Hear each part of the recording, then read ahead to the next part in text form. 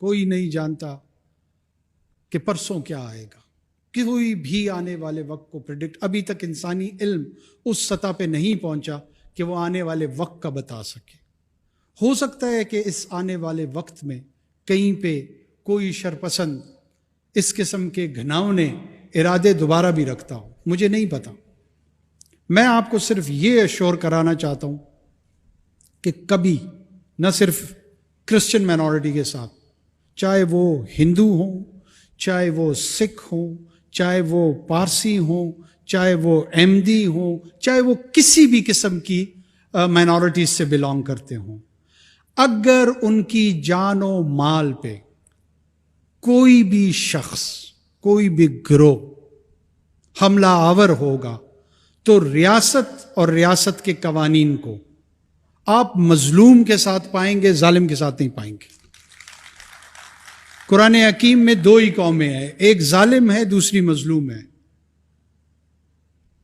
موسیٰ اس لیے غالب تھے کہ وہ مظلوم تھے، فرعون اس لیے شکست کھایا کیونکہ وہ غاصب تھا، کیونکہ وہ ظالم تھا۔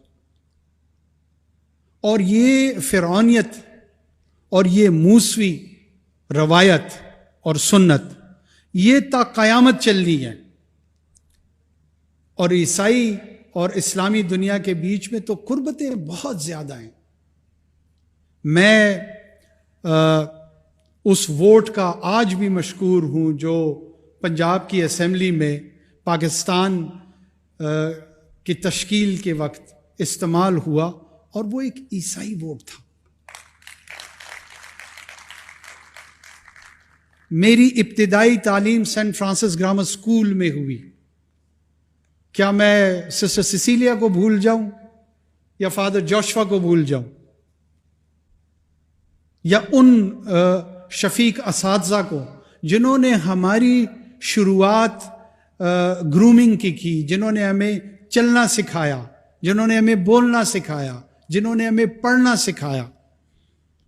اور یہ مجھ جیسے ہزاروں لاکھوں لوگ جو مشنری سکولز کی ایجوکیشن میں یہاں سروسز ہے، کون کوہتا نظر، کون کمعقل ہوگا کہ اس کو ایکنالج نہ کرے۔